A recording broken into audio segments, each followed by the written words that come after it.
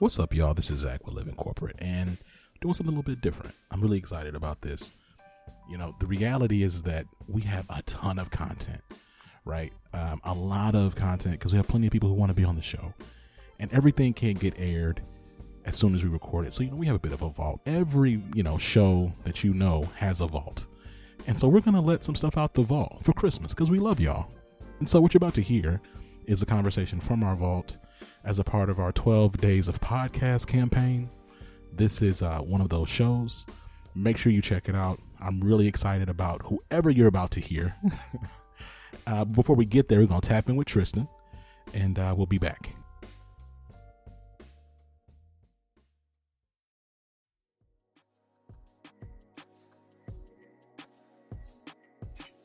What's going on, Living Corporate? It's Tristan, and I want to thank you for tapping back in with me as I provide some tips and advice for professionals. Let's talk about making a career change in the new year. With the new year comes the idea of a fresh start. Many of us begin to reflect on our jobs and start considering the new possibilities. With many companies shifting their business models and more remote options becoming available, a career transition may look appealing. But let's discuss a few things to think about if you're considering a career change in the new year.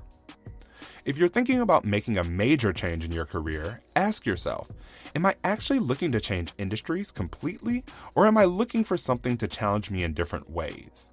Every shift in your career doesn't have to be a major one. If you work in finance and you're good at it, but you want a job that allows you to be more creative, consider looking for roles in your financial institution's marketing department. Who better to market products than someone already familiar with them? Nonetheless, we know COVID has affected some industries indefinitely, and many people may have no choice but to consider other industries. Either way, get clear on what you want. You all have heard me say time and time again that a good job search begins with clarity. Many of us start a job search with no direction. That's like getting in your car, opening your GPS, and expecting it to get you to your destination without an address. You can't develop an actionable plan if you don't know your end destination. When I say get clear, of course I'm talking about the job title, but you'll also want to consider what skills you want to learn or exercise more and which ones you want to avoid as much as possible. You also want to figure out what is important to you when it comes to a job. Do you want to be remote, have flexibility? Are you looking to move? Having an understanding of all of this will help you find a role that aligns with your needs and values. Develop and expand your skill set. When we're job searching, we all too often want to rely solely on the skills we have currently. We often overlook investing in ourselves to expand our skill sets and make ourselves more competitive for the roles we want. To make sure you're focused on upskilling in the right area, do some research on the most in-demand skills and review 3 to 5 job descriptions for the same type of role at different companies. Look at not only the required skills, but the preferred ones as well. Take some time to research people who are already in the field. What type of training or programs were they a part of? What licenses or certifications have they obtained? You can even take it a step further and request informational interviews with some of these people to gain additional insight. Now, I don't want to be overly cynical, but I would also consider figuring out a backup plan.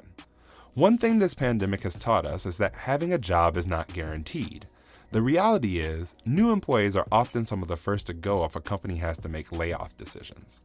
Throughout this process, I'd give some thought to what my plan would be if I were to lose my new job.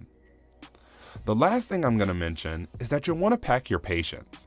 According to all the research I've seen, job searches will be longer for everyone in 2021. Most are estimating anywhere from 6 to 12 months. You may want to consider hiring a career coach or resume writer who may be able to help you get clear, package up your skill set, and develop an actionable strategy to get you to where you're trying to go. Thanks for tapping in with me this week.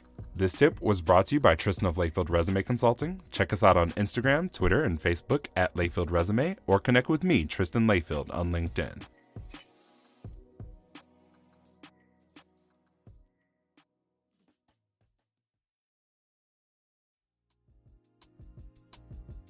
Preston, welcome to the show, man. How are you doing? I know it's a loaded question. It is a loaded question, but it's one that I appreciate always being asked because I am good, trying to make a way out of no way and keep the fight going. So I'm happy to be back.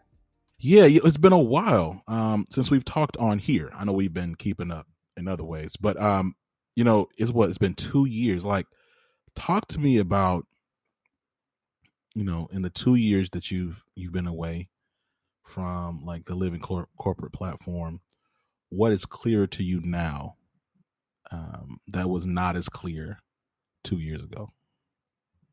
That's a really good question. I don't know. The thing is, I actually believe that I've been right all along about white supremacy and how it showed up and manifested in spaces, corporate, nonprofit, and otherwise. That's the one thing that became like crystal clear is that, you know what? I found social media and it made me realize that I wasn't as ridiculous as people once tried to make me out to be many years ago. And I realize now that people are actually starting to, many people, right? Many people have always been there. So let me be clear. Yeah. But I think what I've discovered is that many people are now realizing that, you know what, Preston may have been onto something since he was 18 when he was going off about white supremacy on campus and, discussing homophobia and transphobia years ago. Maybe he wasn't so ridiculous on these conversations about defunding the police. Maybe reform isn't the answer.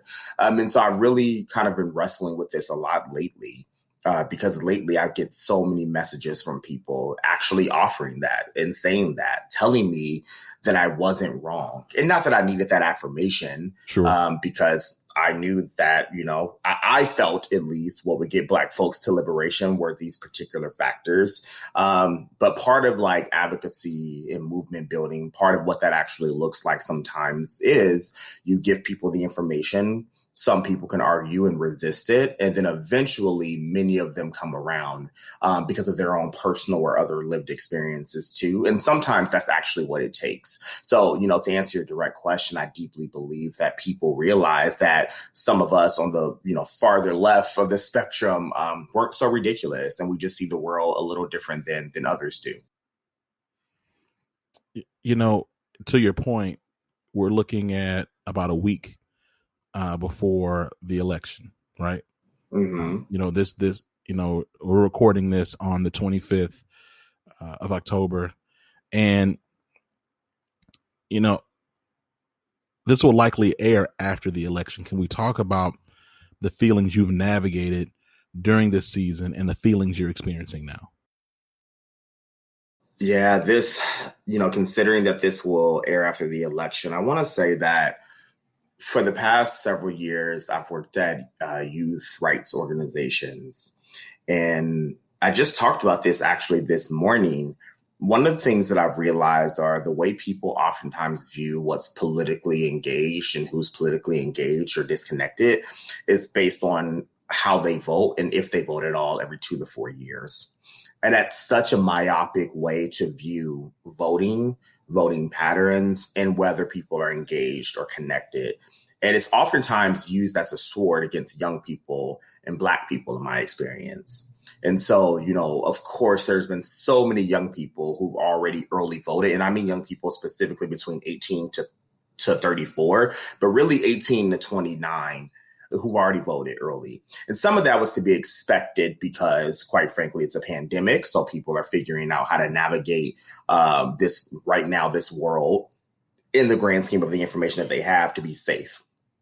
But one of the things that have really stood out to me around this time around is I deeply believe that when young people, quote unquote, save the election, many people will celebrate them. And ironically enough, it will be many of the same people who have once attempted to be adultist over them, who've attempted to be condescending to young people.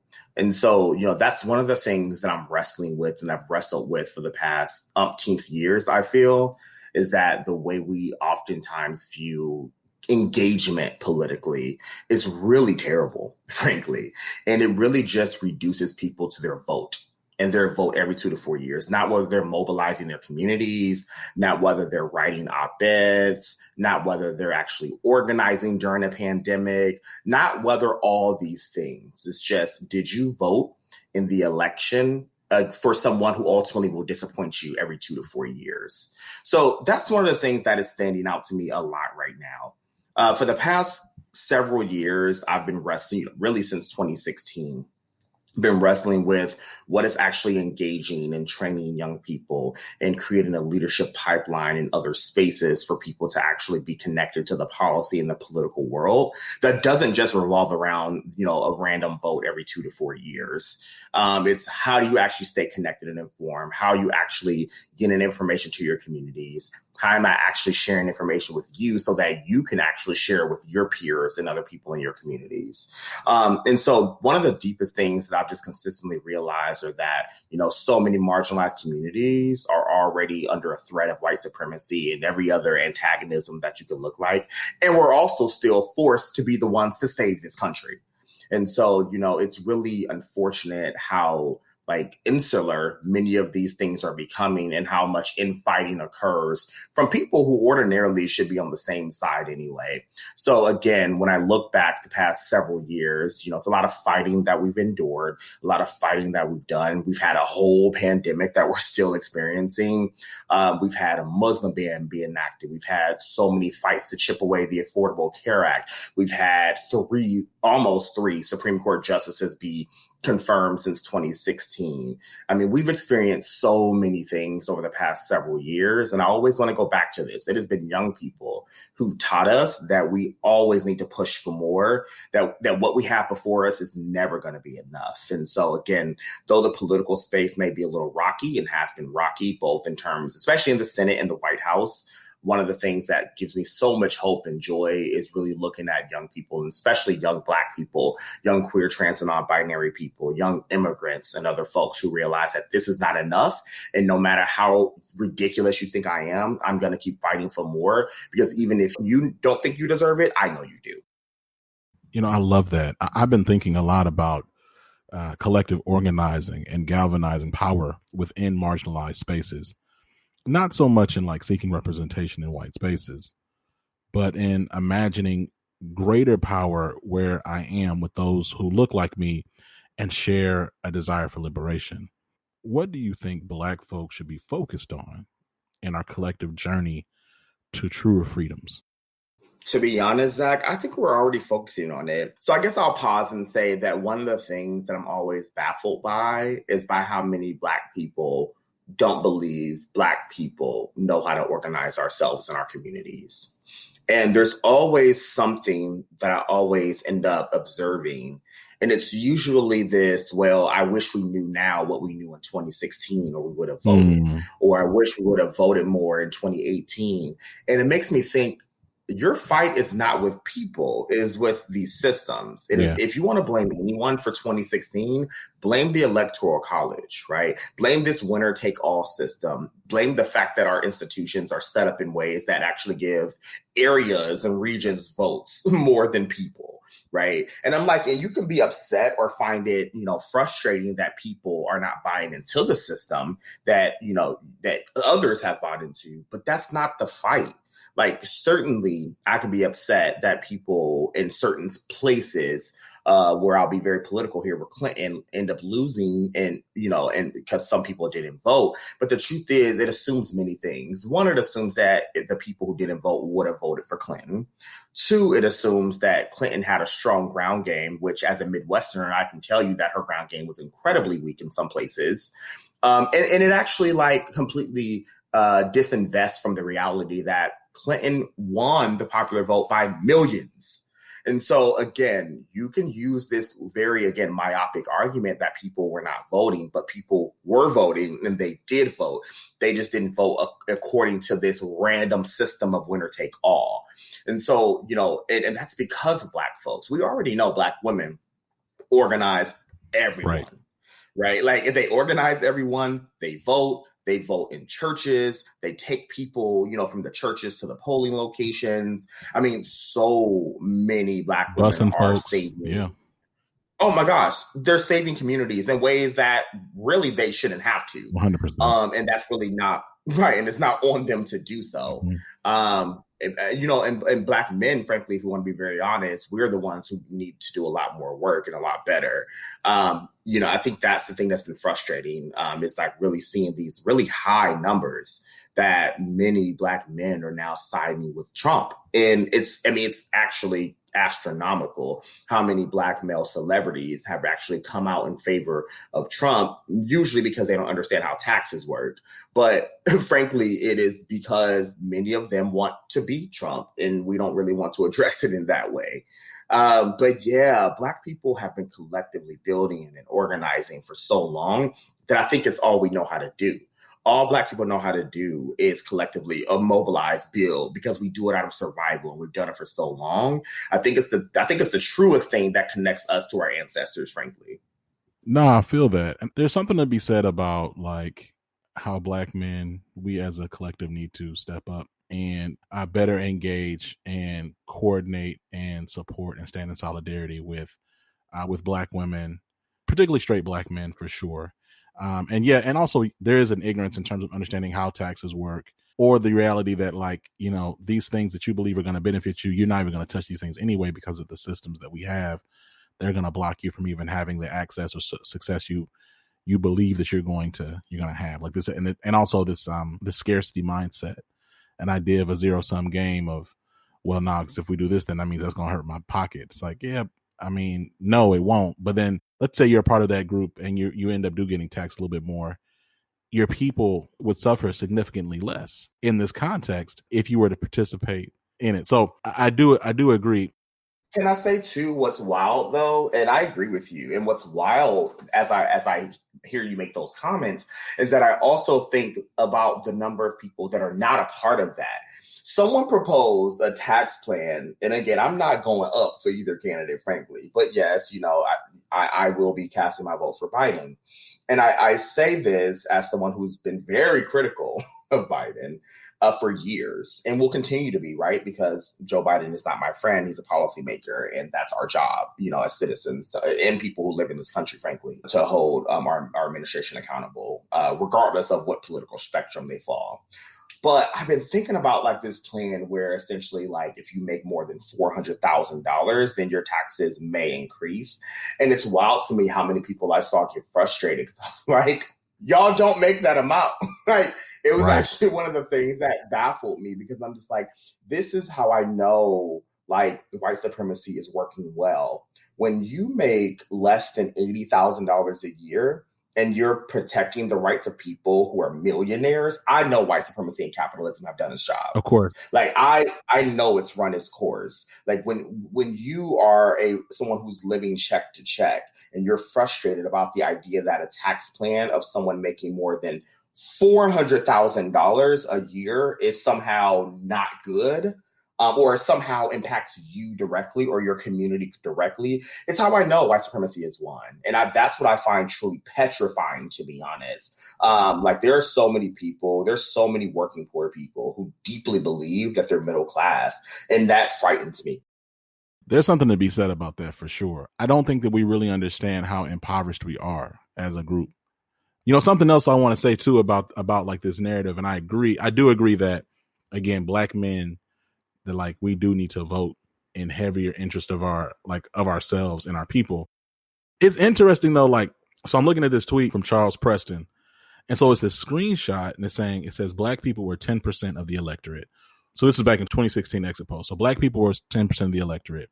White people were 81% of the electorate, and the majority voted Republican. He says, I wonder why the emphasis on Black men.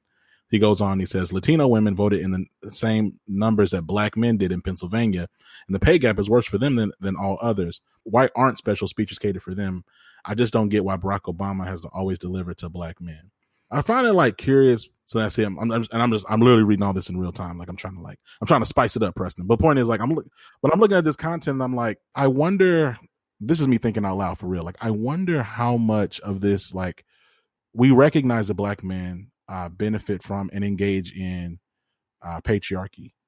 Cishet Black men, straight presenting Black men participate in patriarchy and do oppress Black women. We have the ability to do that. I also wonder, like, if there's any space where we harm each other when we like jump on narratives that like over index or blame Black men in spaces where it's like, we're not even talking about white women and their engagement and participation and as much of the voting power that they have in terms of the percentage of the electorate, how much they Like, just where's the responsibility? Like, I get it. I'm looking at these percentages. 83% of black men voted for Clinton in 2016. 99% of black women voted for Clinton in 2016. Black women were 6% of the electorate. Black men were 4% of the electorate. White women were 43% of the electorate, and half of them voted for Trump. White men are 38% of the electorate, and 64%, my word, 64% of them voted for Trump. And so, like, I'm not anti, to be clear, like, I'm not anti holding black men accountable. Perhaps I have some deep unconscious biases or defensiveness. It's very possible. But I guess I'm trying to figure out, like, how do we push against, like, white liberal narratives that are propagated in social media that I think sometimes can propagate intra-communal wars? Yeah, I really appreciate this conversation, honestly, because it's incredibly nuanced. And shout out to Charles. Charles is really brilliant. Really appreciate him. So I think the question is ultimately, and I think you got to it in your last statement, is how do we hold white liberal media by and large or communities accountable?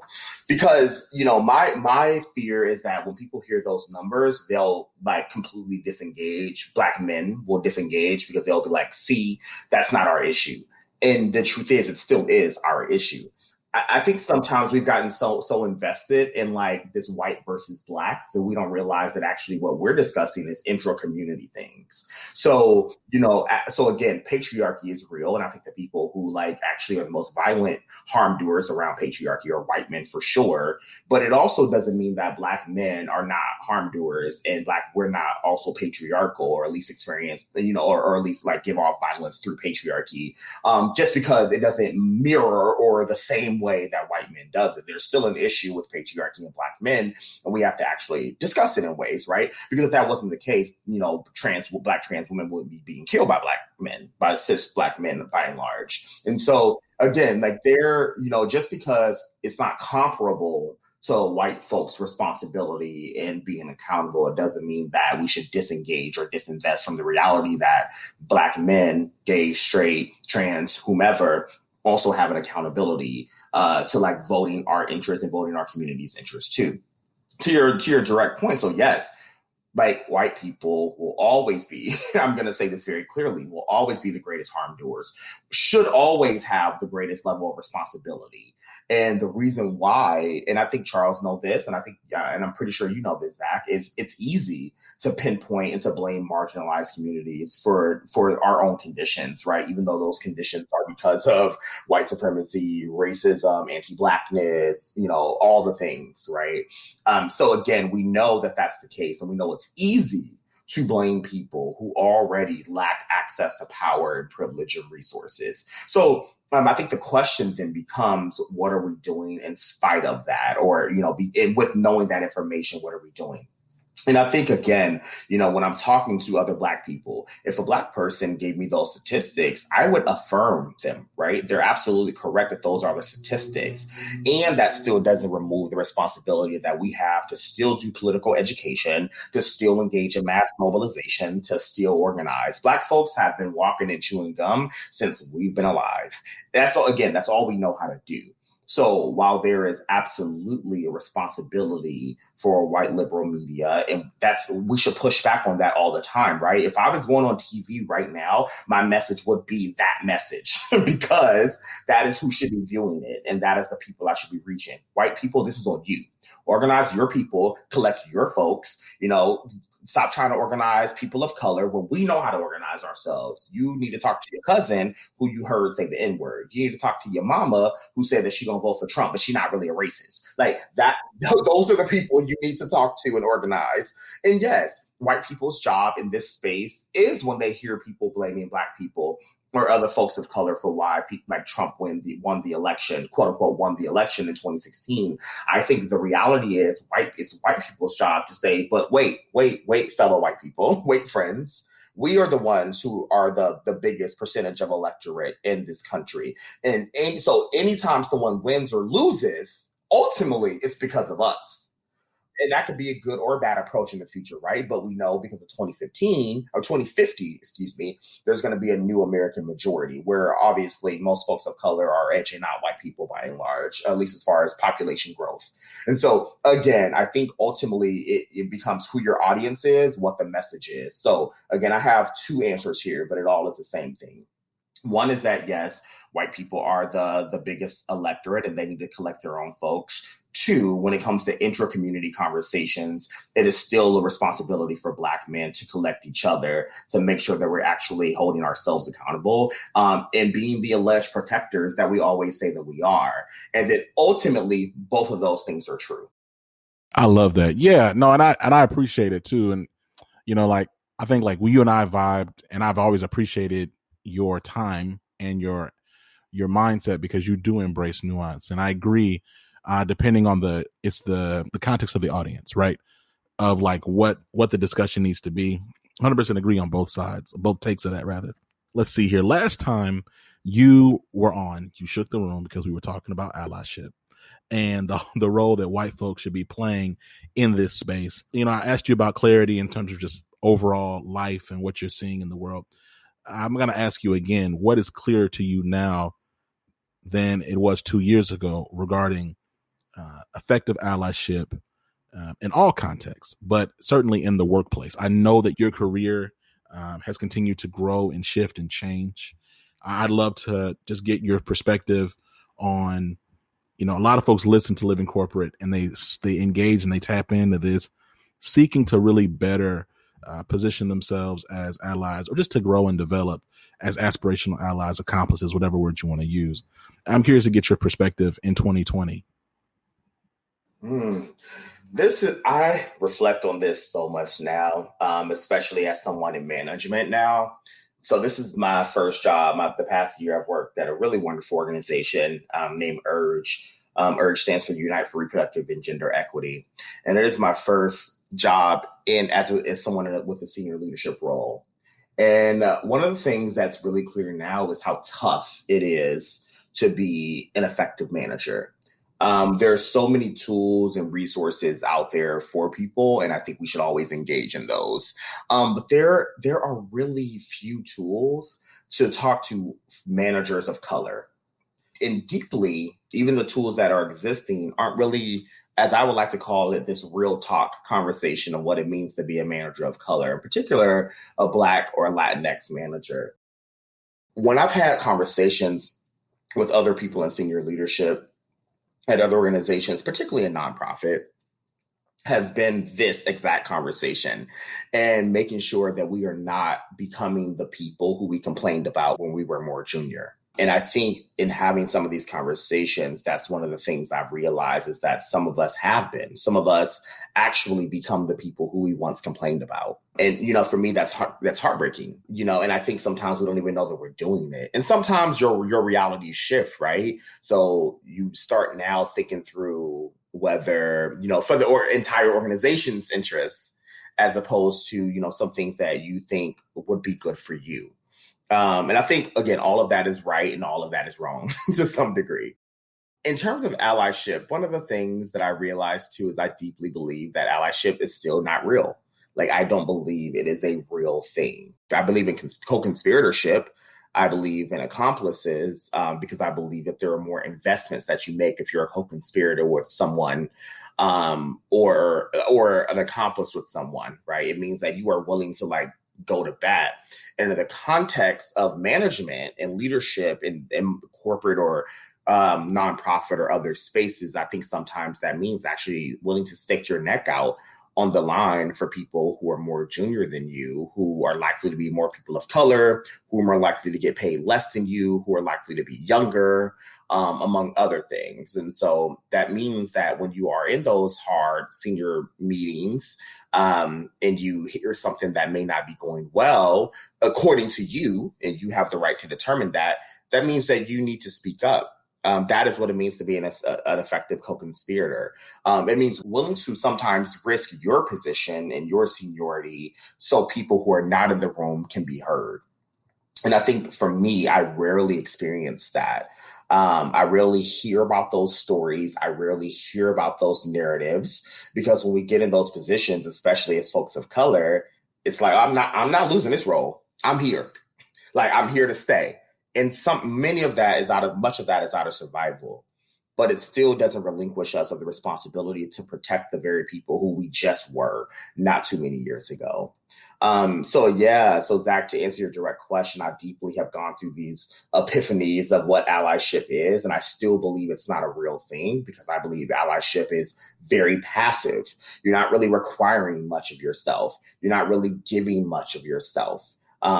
Being a co-conspirator, being an accomplice are those things. You're giving a lot of yourself. You're willing to go to bat. You're sticking your neck on the line. You are the ones coming up with programs around leadership development and pipelines, or at least offering people those incentives or understanding of things that they can do to help themselves grow. I deeply appreciate communities connecting in this way, but I still think we have to dig deeper in figuring out what is our relation to people who don't have as much privilege or power or resources than we do. No, I'm right there with you. First off, on the top of what you said around the fact that we do need resources specifically for Black and brown managers, leaders of people and organizations. I think that there's a lot of just nuance there in terms of how you show up, how you communicate with folks who are junior to you, but who also are members of the majority. And like, this, what does it mean to lead those individuals and navigate some of the resistance? I think that we don't talk a lot about the fact that white folks do not like listening and doing what Black and brown people tell them to do. And I don't understand. Like we've yet to have an honest and frank conversation about that. Like white people find Black and brown authority uncomfortable. And it's weird that it's weird that we have to like, we have to, people try to debate or like look at you like you're crazy when you say that, when we have the biggest case study of that for 8 years with Barack Obama. Like we saw how y'all treated somebody who had a white mom. Y'all did not like the idea of having this person being in such a position of just unquestionable authority by America's own design, and y'all having to submit to that in some degree. Y'all just hated that. And so like, it's not unreasonable to consider that, a lot of people just don't like listening to Black and brown folks. And then, so there's training that needs to happen, not only for the leaders, but there's training that needs to happen for those who've never had a Black or brown manager before. And what does that mean? But see, again, we can't talk about that. So instead we roll out technical skills training for managers or other things as if in upskilling Black and brown managers, you fix racism, which is in itself racist. But Exactly. And it's interesting that that's even done because it's like, if you're not fixing the structural issues, the issues that you're describing, Zach, then it doesn't matter how many Black and brown managers that you have, because that means there will still be a lot of resistance from people who are not Black and brown, who are more junior than you, who then challenge your leadership, challenge your authority. And it makes it difficult to even want to be a manager after a while. So yeah. No, I'm right there with you. It's like, I have my own experiences of like being on teams where you can tell people don't really respect your authority. They don't respect your presence.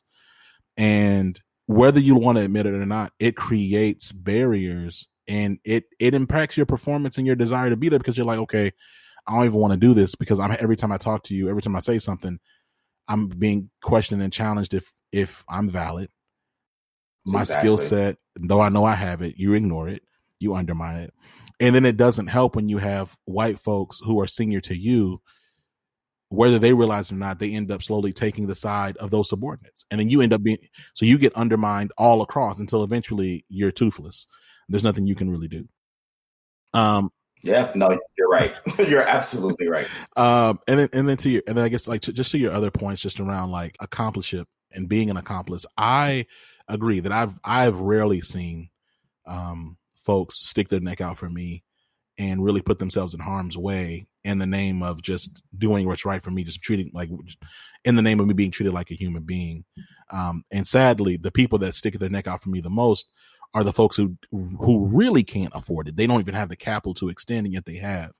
And so that means that's meant a lot to me, but I feel you on that. So you shook the room again, but you kind of you slid past it. So your take is that allyship is not real, period. I don't think it is. And I think that's true across the board, right? Not just race. I think, and also when people think of allyship, it's usually in the context of race. But there are so many spaces for people to actually speak up, give up power, et cetera, to many communities that are marginalized, right? So what does that mean in terms of heterosexual folks and bisexual, lesbian and gay people? What does it mean for cis people to be a quote unquote ally to trans people? What does it mean for men to be a quote unquote ally to women? And yes, what it means for white people to be an ally to Black people and Indigenous and other people of color. I think the way we just view allyship is wrong from the start. I think it's usually myopic, and I think it's usually rooted in this idea of how fast can someone post pro people of color messages on social media. But when you actually talk to people offline, you see that they're not giving up power and privilege and resources in person. I've seen it in real time. I've seen in real time people who probably should be giving their space to other people are still the first to jump to sit on panels, are still the first to actually be in spaces where they shouldn't be privy to, or at least consistently have access to. And I think that's because they're still only invested in what it means to be an ally to them. Being an accomplice and being a co-conspirator is deeper than that, right? It makes you question whether you should be the person to sit on that panel. It makes you question whether you should actually give some of your resources to other communities who don't have it. That's why I don't believe in allyship, because I think it's the way we view it is completely wrong. And it's actually, most of the time, you end up censoring yourself and not the communities that actually need to be centered, and those communities who need more resources and a little bit of, reallocation of those resources that are already available. To be clear, they're just not in the hands of the right people. Man, 100%. 100%. Now, look, this has been a dope conversation. I'm frustrated with myself that it took 2 years for us to get you back here. So my hope is that we see you again really soon. Yes. Before we let you go, what are you excited about? What are you working on? Where can people learn more about you? All of that stuff. I just want you to just plug as much as you can. Yes, thank you for that. So right now, what I'm most excited about is an election report that we'll be releasing at my organization at URGE, Unite for Reproductive and Gender Equity, really on young people. All about how young people are mobilizing communities, building for policy change, and pushing back on this narrative that young people don't care. Young people are just engaged in different ways than people are trying to force them to believe. So again, engagement may not look like just voting patterns. Maybe it looks like mobilizing your community. Maybe it looks like sharing content. Maybe it looks like shifting culture and other forms of communications and messaging. It doesn't have to look like voting. And again, so this report tackles that. It tackles and tries to demystify that false narrative. So that comes out November 5th or 6th. So I'm really excited. You can find that at URGE, URGE.org. For more information about me, I didn't share that I'm an adjunct professor of law at Georgetown University Law Center. So I'll be teaching again this spring of 2021, LGBT health law and policy. So if at any moment you randomly just have a listener wanting to talk about, the law and what it means to be LGBTQ in the law, definitely feel free to message me. I'm mostly on Twitter, Facebook, and Instagram. For the purposes here, I'll give my Instagram, which is Preston.Mitchum. On Twitter, it's Preston Mitchum, all one word. I am really excited to be connected. You can find more information on my website, PrestonMitchum.com. And Zach, this has been fun. I'm always excited to talk to you and join you. I know it's been 2 years, but we can rest assured we will not have another election before we speak again. So, really excited to talk to you. Man, this has been dope. All right, Preston, look, we'll talk to you soon. Absolutely. Thank you so much. Peace. All right, and we're back. Listen, again, I hope this holiday season is treating you well. I know that the holidays are not the most joyous time for everybody. I hope that you're able to find some peace and some restoration during the season as we get ready for hopefully what will be a better new year. Until next time, this has been Zach. Make sure you give us 5 stars on that good old Apple Podcasts. We'll catch y'all later. Peace.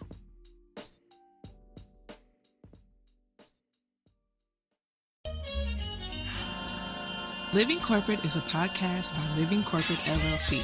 Our logo was designed by David Dawkins. Our theme music was produced by Ken Brown. Additional music production by Antoine Franklin for Musical Elevation. Post-production is handled by Jeremy Jackson. Got a topic suggestion? Email us at livingcorporatepodcast@gmail.com. You can find us online on Twitter, Facebook, Instagram, and living-corporate.com. Thanks for listening. Stay tuned.